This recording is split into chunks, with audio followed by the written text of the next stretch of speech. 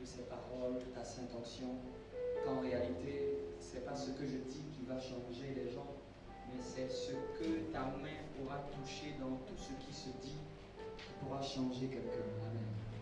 Ce n'est ni, Seigneur, ni mon éloquence, ni ma prestance, mais c'est ta présence au travers de ce que je dis. Je reconnais cet esprit de Dieu, que sans ta présence, je ne suis comme un conférencier comme tout l'autre.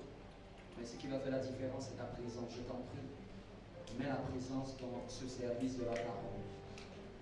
Ne me retire pas ta sainte onction. Ne me retire pas ta sainte onction. Vous savez, quand tu habitais à Dieu, tu vas dire tout, tu vas dire Seigneur, enlève-moi tout, mais ne m'enlève pas ta présence. Parce que même un prédicateur sans la présence de Dieu n'est qu'un cymbale qui résonne. Amen. Et s'il y avait jamais une prière depuis ce matin, c'était ce genre de prière. Ta présence. Ta présence. Amen. Dis avec moi ta présence. La présence. Vous savez quand il y a certains parfums qui, quand tu entres en contact avec eux, l'odeur reste fortement sur toi. Oui, il y a certains parfums, quand tu les utilises, même le vêtement, quand tu l'as lavé, tu sens qu'il y a encore, qui a déjà expérimenté ça? Tu sens qu'il y a encore la fragrance de ce parfum sur ton vêtement. C'est à cause du pouvoir odoriférant de ce parfum. Et en réalité, la présence de Dieu dégage un parfum. Et je vous disais qu'avant j'ai cru que, parce que c'est ce qu'on nous a toujours dit, il faut prier, il faut prier, il faut prier, il faut prier. Mais c'est avec l'âge dans les choses de Dieu que j'ai compris pourquoi on prie. On prie pour chercher la présence de Dieu. Amen. Parce que prier a plusieurs branches. Tu peux prier pour solliciter Dieu dans quelque chose. Ce n'est pas de cette dimension que je parle. Parce que tu peux solliciter Dieu dans une intervention. Je te prie pour ma famille, je te prie pour ma maison, je te prie pour mon travail. Ça, c'est ce que j'appelle la prière où tu veux que Dieu fasse quelque chose. Mais Dieu peut faire quelque chose sans qu'il soit là. Oui. Dieu peut débloquer même une situation pour toi. Souvent, n'avez-vous souvent même pas prié longtemps et vous avez eu quelque chose à cœur et vous avez vu que la main de Dieu a fait. Parce que le fait de Dieu n'est pas l'être de Dieu. Amen. Mais c'est plus glorieux d'être avec Dieu. Parce que quand tu es avec Dieu, tout ce qu'il est, tu as. Amen. Imaginons que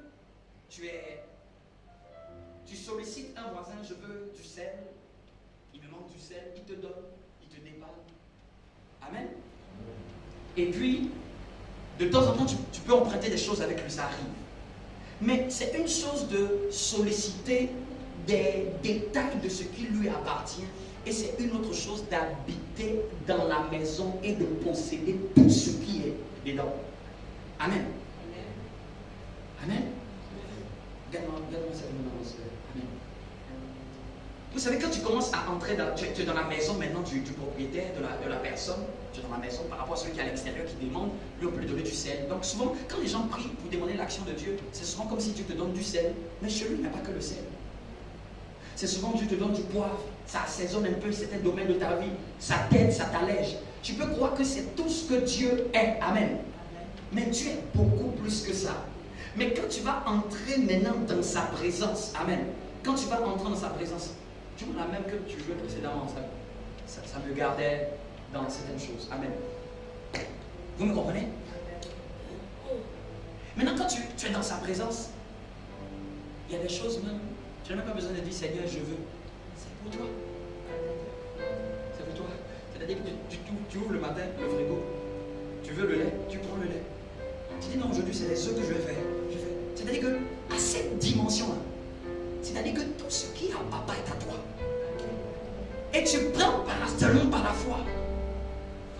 Dis avec moi la présence de Dieu. On va continuer dans notre message. Colossiens chapitre. Merci. Colossiens 1.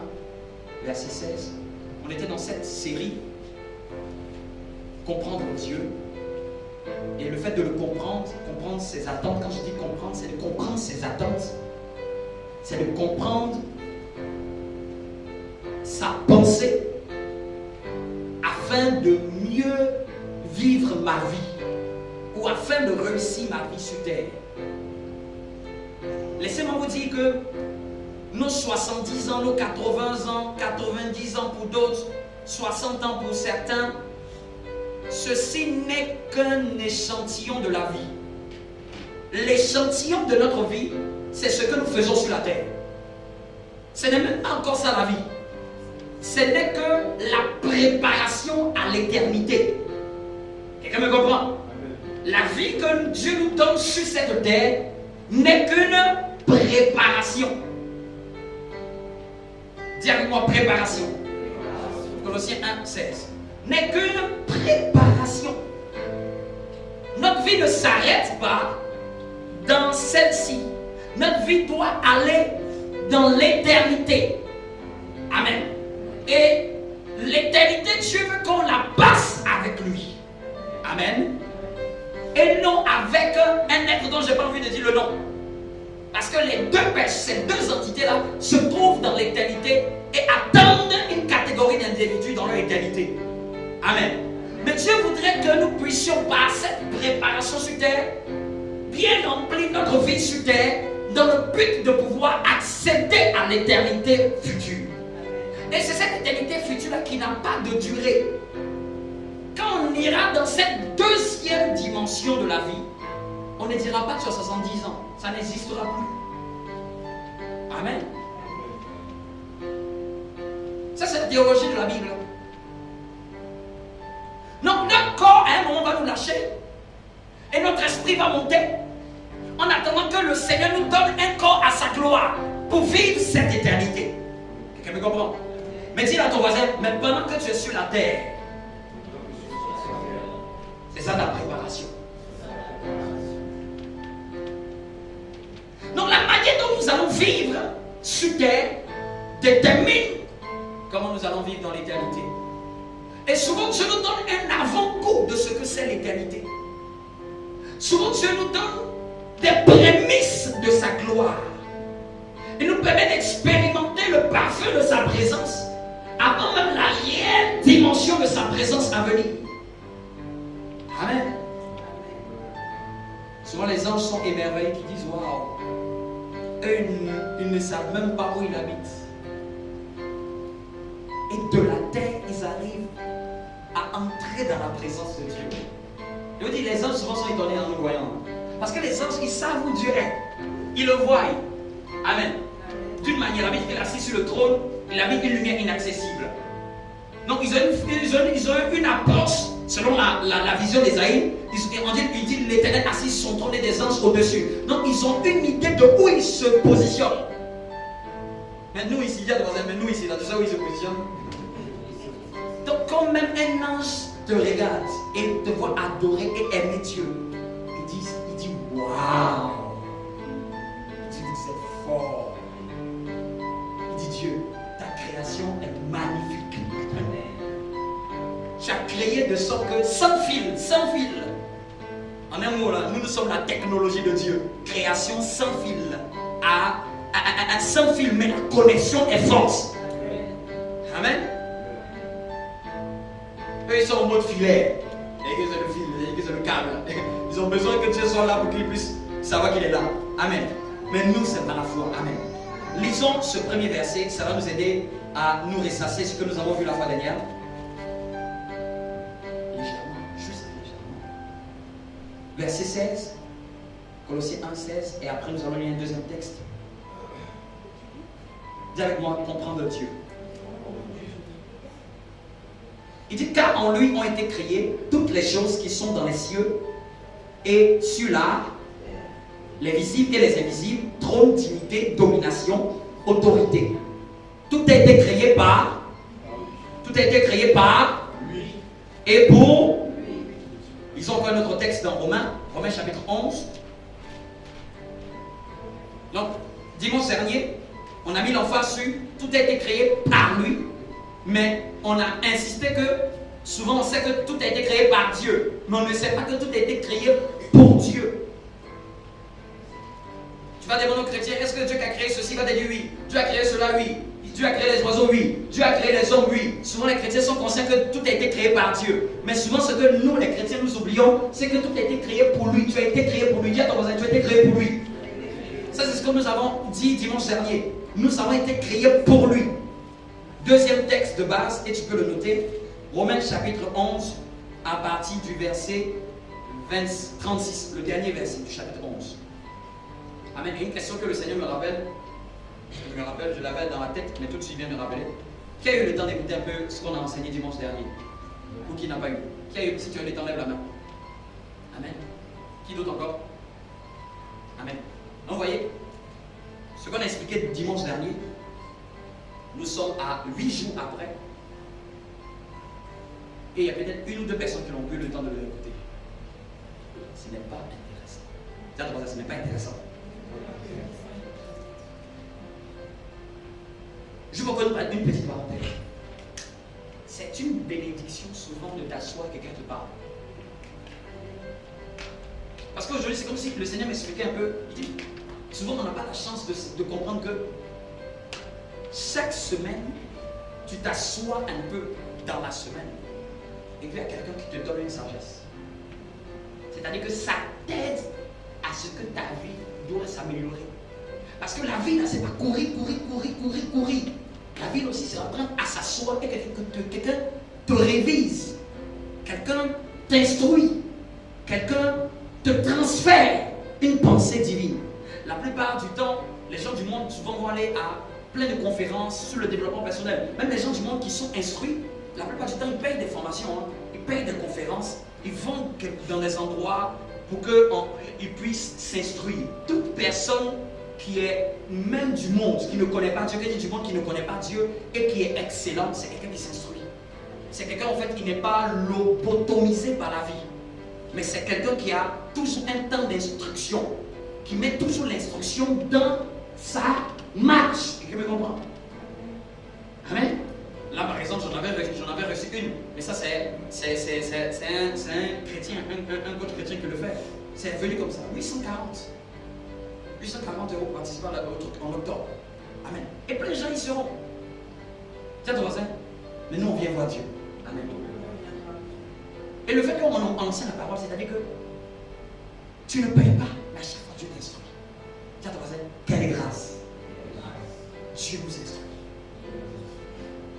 Une star de ce monde était arrivée pour faire un concert. Peut-être ceux qui ont suivi ont vu. On me disait qu'il y avait un homme haut placé. Il avait juste des places, ça faisait jusqu'à 4 000 $. Amen. 4 000 €. Tiens ton voisin, tu as assis une place qui vaut plus que ça. Ça c'est pour quelqu'un qui va juste jouer, danser. Ça va égayer, mais ça ne va rien instruire à la personne pour sa vie. Ça ne va même pas lui laisser un héritage. Amen. Mais aujourd'hui, dans ce monde, les gens n'aiment pas l'instruction. Les gens aiment la bêtise. Quand ton voisin aime l'instruction. Quand je dis instruction, c'est qu'il faut apprendre toujours à apprendre. Tu n'avances plus quand tu n'arrives plus à apprendre. On n'avance plus dans la vie quand tu n'arrives plus à apprendre. Même quand vous êtes dans un service professionnel, si vous n'apprenez plus à apprendre sur le domaine, vous allez plafonner. Votre chef ou bien une autre entreprise ne va pas vous donner le poste de votre chef. Mais quand tu as appris à apprendre, c'est que ça te prépare l'opportunité. Tu es peut-être en dessous du chef, mais dès qu'il y a quelqu'un qui se libère dans une autre boîte, et puis toi, quand tu appelles, c'est-à-dire qu'on parle avec toi 5 minutes. On me dit, mais monsieur, madame, c'est toi-même qu'on veut même pour le poste de directeur. Tandis que tu ne l'étais pas. Mais parce que tu as appris à apprendre, tu as appris à faire plus que ce qu'on te disait de faire. Regardez dans la société, tous ceux, ça c'est une loi. Si tu fais seulement uniquement que ce qu'on te demande de faire, tu n'évolues jamais. C'est un principe. Et ça, vous pouvez le noter. Amen. C'est des sagesses que je suis en train de vous donner. Ne vous contentez jamais de faire uniquement ce qu'on vous dit de faire. Faites ce qu'on vous dit de faire et cherchez à en faire plus. Ça vous démarque. Ça fait qu'on voit quelqu'un sur qui on peut faire ou ajouter quelque chose. C'est valable dans n'importe quel domaine de la vie. Mais dès que vous faites seulement uniquement ce qu'on vous demande de faire, on dit, ah, voici quelqu'un qui nous suit seulement. Il n'a aucune proposition. Souvent dans les postes, on demande, soyez force de... C'est-à-dire que toi, on avait réfléchi et donne-nous des choses à proposer. Il ne faut pas nous suivre seulement. Il ne faut pas suivre seulement nos logiciels. Il ne faut pas suivre seulement nos principes dans la manière d'organiser. Dis-nous un peu comment on peut organiser. Viens avec des idées. Apporte-nous des solutions. Soyez des apporteurs de solutions et non des apporteurs de problèmes. L'esprit francophone est un apporteur de problèmes. Je n'aime pas l'esprit francophone sur ce côté-là.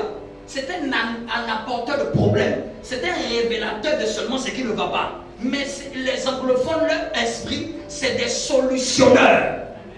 C'est-à-dire qu'ils remarquent et puis ils cherchent comment pallier à ça. Mais l'esprit francophone, lui, il remarque et il tape dessus. Il chute ça encore. Il insulte, il méprise, il banalise, il vulgarise, il salit, il démolit, il frustre, il tue et il détruit, il critique. Dis à ton voisin, tu veux évoluer? Donc c'est sagesse. Sois un solutionneur. Regarde même dans toutes tes activités. Assieds-toi et souvent réfléchis. Qu'est-ce qu'il y a comme problème? Comment je peux améliorer ceci? Améliorer cela? Tu vas toujours exceller dans la vie. Dès que tu as cet esprit de quelqu'un qui veut améliorer, améliorer dans ma fonction, améliorer dans mon poste, améliorer dans ma tâche, améliorer dans ma vie, tu es toujours en perspective d'évolution. Vous n'évoluez pas parce que vous ne faites pas ce qui doit être fait pour pouvoir avancer. On n'évolue pas par les barils d'huile d'onction.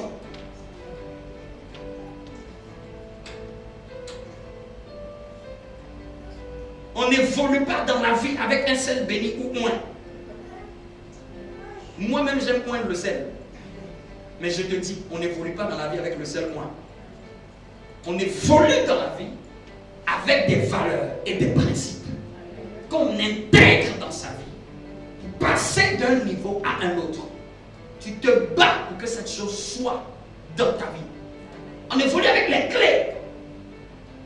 Donc souvent la question que je te dis, je devais poser la question au pasteur. Donne-moi les clés pour être à ce niveau. Ne dis pas simplement, prie pour moi. Tout ne se règle pas par la prière. Il y a des choses qui se règlent par un conseil. Tu te donnes le conseil, tu l'appliques, paf, tu passes à un autre niveau. Il y a des choses qui se règlent avec des principes. Tu appliques le principe, tu vois le résultat. En tout cas, c'est ce que les gens doivent demander. Donne-moi le principe qui fait que tu es ici ou tu es là. Donne-moi le principe qui fait que tu as pu faire ceci. Donne-moi le principe, donne-moi. C'est pas simplement prie pour moi. Ça, c'est la mentalité chrétienne de rabaissement et de l'esclavage. Amen. Je crois au principe de la prière, mais tout ne se règle pas par le ministère de la prière. L'Esprit de Dieu est l'esprit de sagesse. L'Esprit de Dieu est l'esprit de conseil. L'Esprit de Dieu est l'esprit de connaissance.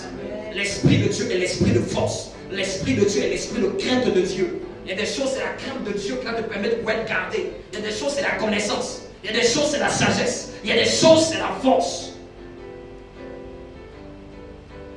Il y a des choses, c'est le discernement. Il y a des choses, c'est le conseil. Souvent, on a dit, Seigneur, conseille-moi. Et quand on emmène quelqu'un pour te conseiller, il ne faut pas penser que c'est Dieu qui ne t'a pas parlé.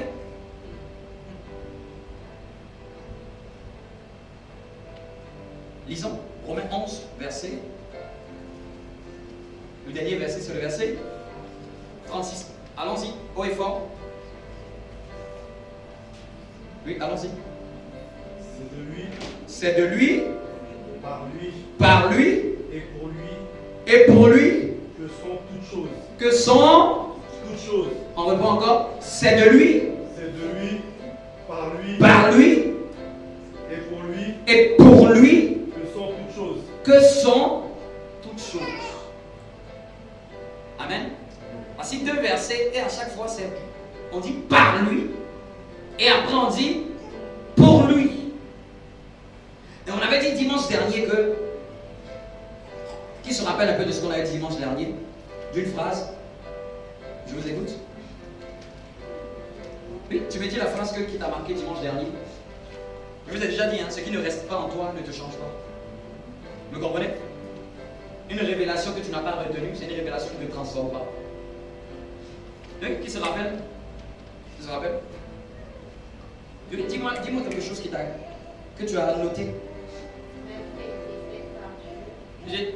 J'ai dit, la vie a été faite par Dieu et pour Dieu. Quoi d'autre? Qui d'autre encore?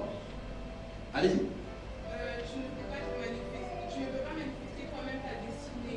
J'ai dit que tu ne peux pas manifester toi-même ta destinée. Et j'avais pris l'exemple du piano. C'est parce que notre frère joue au piano qu'on entend le son. Mais le piano lui-même ne peut pas se jouer lui-même. En d'autres termes, il n'y a que le Créateur qui sait sur quoi toucher pour exprimer ce pourquoi nous avons été créés. Amen. Mais je mets une nuance. Quelqu'un peut réussir très bien selon les standards du monde, mais peut ne pas accomplir le plan de Dieu. Vous me suivez? Quelqu'un peut réussir sur la terre et concernant le plan de Dieu ne l'a pas accompli. Ce qui compte pour Dieu, ce n'est pas avoir réussi sur terre. Ce qui compte pour Dieu, c'est d'avoir accompli son plan. Amen. Donc quand quelqu'un veut accomplir ce pourquoi Dieu l'a créé, c'est avec Dieu qu'il pourra l'accomplir. Qu'est-ce qu'on a dit d'autre encore? J'ai été créé pour la gloire de Dieu. Quoi d'autre encore?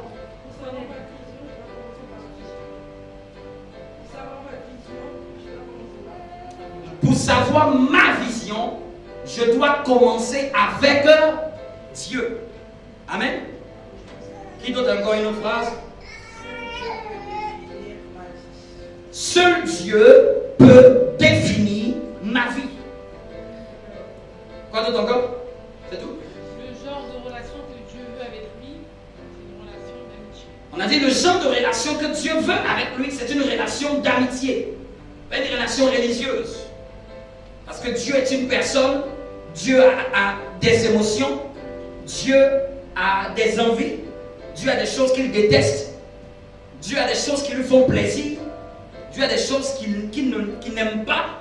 Dieu est une personne et ce qu'il désire, en plus d'être notre Seigneur, notre Dieu, notre roi, notre autorité, il désire être notre ami. Et je récapitule dans le même sens.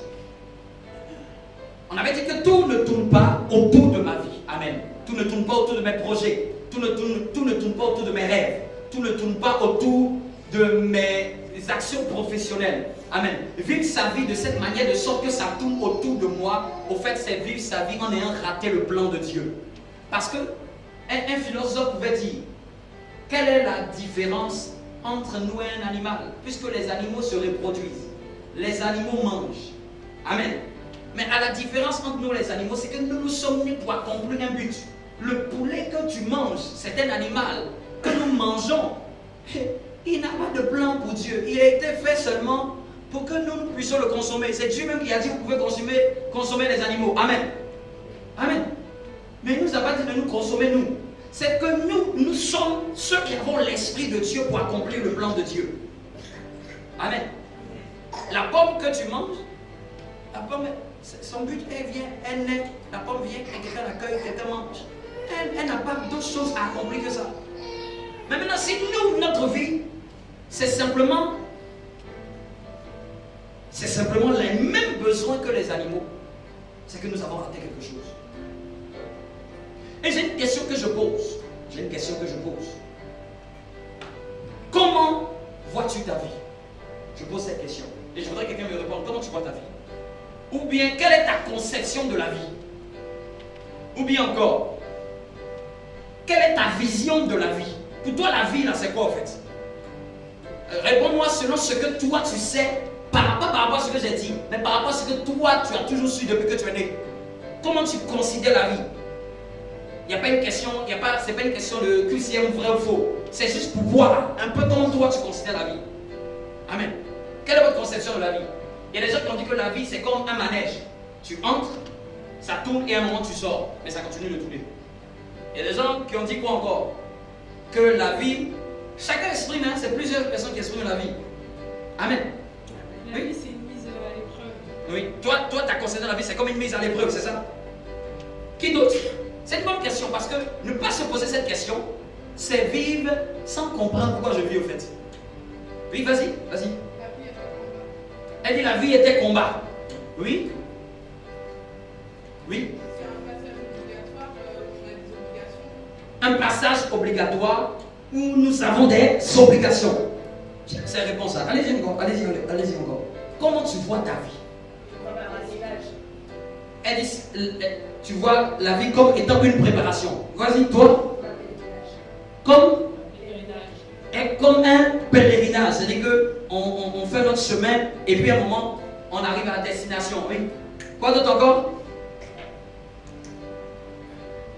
Ou quelle est l'image même que tu as de la vie? Il y a d'autres qui disent que la vie est comme un long fleuve tranquille. Chacun a sa définition, mais je pose cette question pourquoi? Pour que ça nous interpelle dans ce message. Amen. Ça nous interpelle dans ce message. Et mon message, c'est beaucoup plutôt de comprendre la conception de la vie de Dieu. Puisque c'est lui qui est notre créateur, si nous vivons différemment de lui, sa manière dont il conçoit la vie, nous vivons mal la vie.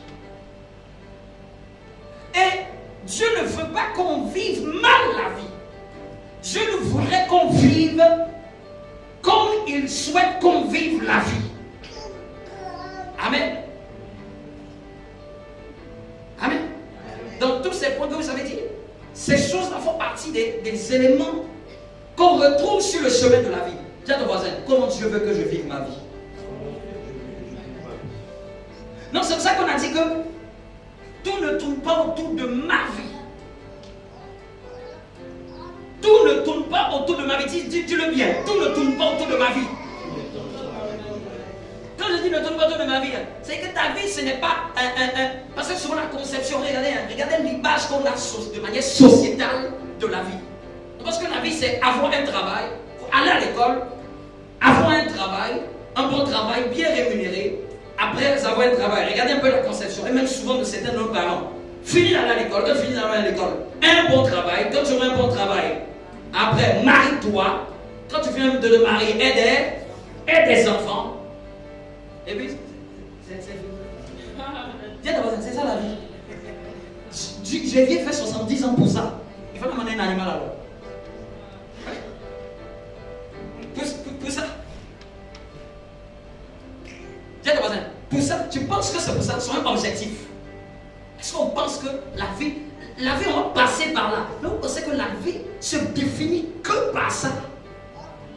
Ou bien que pour ça? Ou bien l'objectif de la vie là, c'est pour atteindre ça? Mais sociétalement, regardez comment les hommes sont conditionnés. Quand quelqu'un veut accomplir sa vie, là, il doit arriver à se détacher de ces choses comme étant disant que c'est des acquis, mais ce n'est pas l'objectif de ma vie. J'ai acquéri un diplôme, gloire à Dieu, mais ce n'est pas l'objectif de ma vie. J'ai acquéri un CDI bien rémunéré, j'ai une stabilité financière, mais ce n'est pas encore ça l'objectif de ma vie. Je suis marié ou on voit d'être marié, c'est bien, mais ce n'est pas encore ça l'objectif de ma vie. Parce que même le deuxième qui veut se coller à toi là, c'est même à deux même vous allez commencer à chercher l'objectif même de la vie. Même le fait même d'avoir eu des enfants, il y en a d'autres qui en ont 14, 15. Parce que tu peux en avoir autant. Amen. On peut en avoir autant.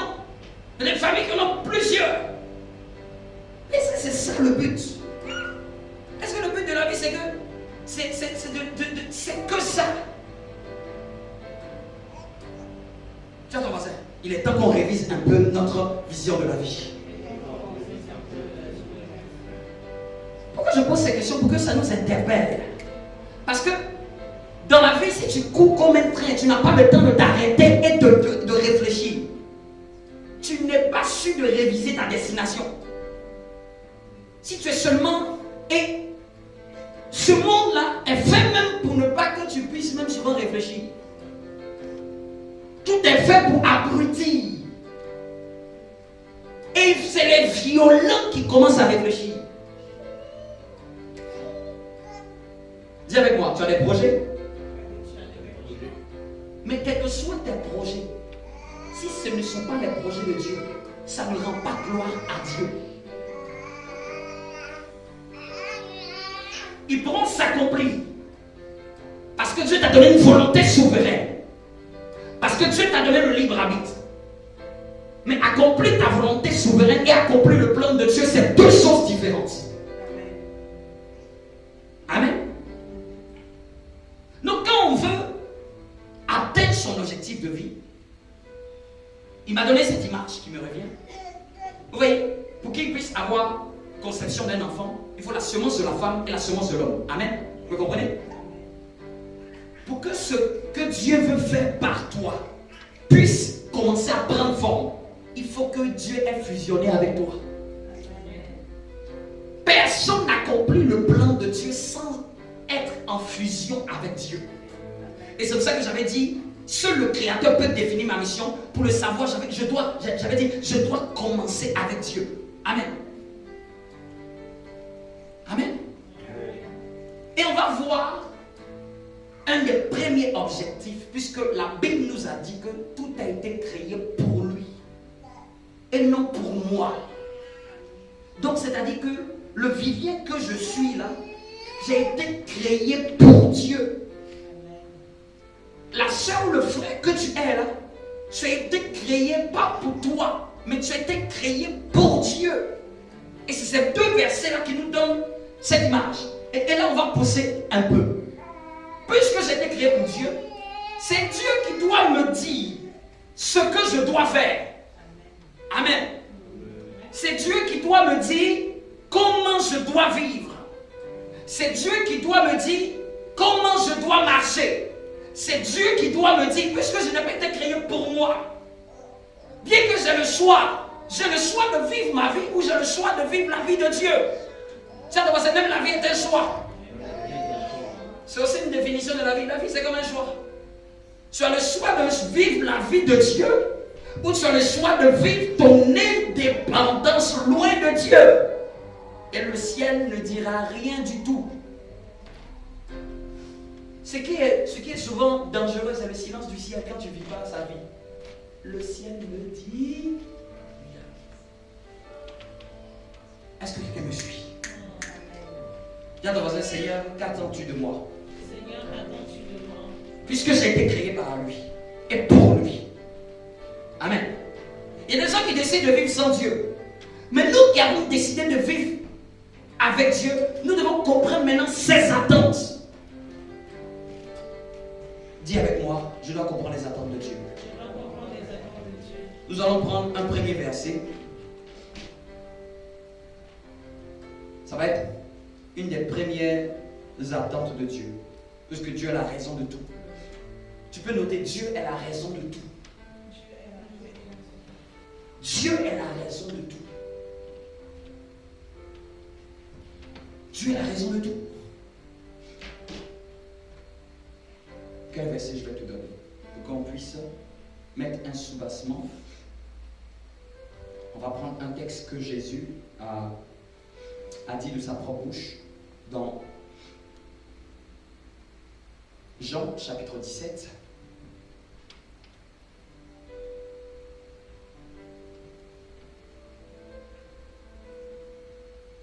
Jean chapitre 17, le verset 4.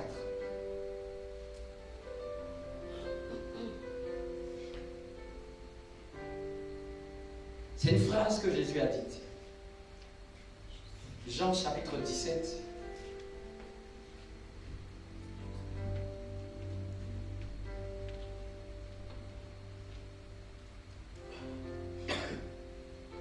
Quelqu'un l'a trouvé pour lire? Jean chapitre 17, verset 4. Jean chapitre 17, verset 4. Oui, allons-y. J'ai fait connaître ta gloire sur la terre en accomplissant l'œuvre que tu m'avais confiée. Amen. Jésus dit, j'ai fait quoi? Connaître ta gloire sur la terre. Et en accomplissant l'œuvre que tu m'avais confiée. Je lis dans une autre version, la version Parole de vie. Il dit, je t'ai donné la gloire sur la terre. Et j'ai fini tout ce que tu m'as donné à faire. C'est Jésus qui fait la prière, cette prière du chapitre 17 de Jean, est la prière sacerdotale. C'est-à-dire que c'est comme le bilan de Jésus. Et à son bilan, à 33 ans, il vient devant le Père et il dit, concernant la gloire, là, je te l'ai donnée. Concernant tes œuvres, ton plan, je l'ai accompli. Dis à ton voisin, à 33 ans, quelqu'un dit ça déjà, il rend son bilan à Dieu. Donc ici, on peut commencer à voir quelle est l'attente de Dieu. Dans ce verset-là, il y a deux choses importantes. Rendre la gloire et accomplir son... Accomplir quoi? Accomplir quoi? Son œuvre. Ou qui a un autre mot? Ou achever son œuvre. Donc si nous devons demander à Dieu, maintenant, donne-nous la définition de notre vie sur la terre. Donne-nous l'expression. Amen. Donne-nous l'expression de comment nous devons vivre sur la terre. Numéro 1 à enregistrer dans notre tête. Nous sommes nés pour rendre la gloire à Dieu. Dis-le avec moi, nous sommes nés pour rendre la gloire à Dieu. Dis-le encore bien, je suis né pour rendre la gloire à Dieu. On va prendre un autre texte. Ésaïe chapitre 43. 43 verset 7. Je vais le lire rapidement. Ah, Masakalabashete. Vous pouvez noter ces versets. Je vais le lire rapidement pour gagner du temps. Amen. Quand le temps a avancé. Je lis dans la version Parole de vie. Ésaïe chapitre 43 verset 7. Je lis rapidement. Ramenez tous ceux qui portent mon nom. Tous ceux. C'est le Seigneur qui parle à la bouche de son serviteur, le prophète Ésaïe. Il dit ramenez tous ceux qui portent mon nom. Tous ceux que j'ai créés et que j'ai formés. Que j'ai fait pour qu'ils me rendent la gloire. Que j'ai fait pour qu'ils me rendent gloire. Que j'ai fait pour qu'ils me rendent gloire. Donc une définition de ma vie sur terre. Selon Dieu, je suis né pour lui rendre la gloire. Selon Dieu, je suis né pour honorer sa gloire. Je suis né pour célébrer sa gloire. Je suis né pour manifester ma reconnaissance à sa gloire. Je suis né pour exprimer sa gloire. La Bible dit que les cieux racontent sa gloire. Amen. Quelqu'un me comprend? Il dit ce que j'ai fait, ce que j'ai créé, ce que j'ai formé pour qu'il me rende la gloire. Quand quelqu'un vit ou un enfant de Dieu vit et qu'il ne sait pas que sa vie sur terre est là pour rendre gloire à Dieu. Amen. Dis avec moi, je suis né pour rendre gloire à Dieu. Donc Jésus dit, je t'ai rendu la gloire.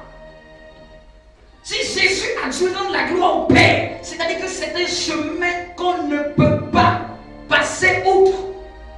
Et le but des messages à venir, ce serait de détailler comment rendre la gloire à Dieu. Parce que rendre la gloire à Dieu, c'est pas simplement ouvrir la bouche et dire je te rends la gloire. C'est beaucoup plus profond que ça. Tu veux connaître la suite. Donc dimanche prochain, nous allons voir en détail comment nous allons voir 5 domaines dans lesquels Dieu nous appelle à rendre la gloire avec les versets à l'appui. Et c'est ça la conception de la vie selon Dieu. C'est ça la pensée de la vie selon Dieu. Il nous a créés pour lui rendre la gloire.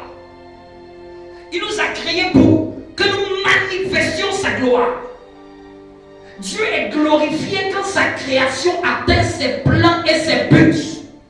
Dieu dit la louange quand il voit que celui qu'il a créé, la soeur ou le frère qu'il a créé, atteint le but pour lequel il a créé. Dieu est content. Dieu est excité. Dieu est joyeux. Dieu dit sa gloire de ça. Il dit à Gabriel, regarde, il a accompli mon plan. Il dit à Michael, est-ce que tu peux voir, en 70 ans, il a marché avec moi. Il a accompli mes desseins. Il a fait ma volonté sur la terre. Entre dans la joie de ton maître. Et l'image d'un patriarche dont il m'a rappelé la pensée. Il dit, qu'est-ce que j'ai dit à Enoch? Il y a une seule phrase qui concerne Enoch dans notre théologie biblique. Amen. On dit, Enoch marcha avec Dieu et Dieu le prit. Ce mot est fort. C'est-à-dire que Enoch n'était pas religieux. Ça n'existait pas le catholicisme au temps d'Enoch. Ça n'existait pas l'évangélique au temps d'Enoch. Mais ça existait marcher avec Dieu. Ce que Dieu a toujours voulu, ce n'est pas une religion. Non, non, non, non, non. Ce que Dieu a toujours voulu, c'est que quelqu'un commence à marcher main dans la main. Quelqu'un commence à marcher avec son Seigneur. C'est-à-dire que la manière dont Enoch marchait avec Dieu, dans sa relation, dans ses buts, dans ses objectifs, Dieu dit non, la terre où je t'ai laissé là, non, c'est trop éloigné de moi. Viens mon chéri, viens mon ami, je t'aime trop pour te laisser là-bas. Il dit, je te prends avec moi. On raconte dans d'autres écrits qui sont apocryphes que Enoch, quand il avait appris, amen, quand il avait appris que l'arbre de la connaissance du bien et du mal avait été touché par ses prédécesseurs, amen. Parce que quand vous lisez bien la Bible, à la venue d'Enoch, Adam était encore là. Parce que Adam a fait plus de 900 et quelques années. Donc c'est-à-dire que le temps qu'il commence à atteindre les 900, ces petits et ces petits et ces petits qui avaient 15 ans, 20 ans, 30 ans, ils étaient présents. Vous me comprenez? Souvent quand il a vu, on pense qu'ils sont morts avant les autres. Non, non, non, non, non, non. Grand-papa Adam était calé, il avait dans les 800, dans les 900 ans. Et puis les Enoch avait 15 ans, 18 ans. Vous voyez un peu? Ses arrière-petits-fils étaient là. Et puis on dit que Enoch s'intriguait que pourquoi l'arbre de la vie, on n'y va pas? Pourquoi on n'y va pas? On dit que c'est fermé. Et il était toujours intrigué par ça. Et on raconte, amen, on raconte que Enoch partait s'asseoir et observait matin jusqu'au soir. Il était intrigué. Il veut voir qu'est-ce qu'il y a là-bas. Qu'est-ce qui se passe? Pourquoi le chemin, papa l'a fermé? Tout le monde vit sa vie, mais ça n'intéresse personne.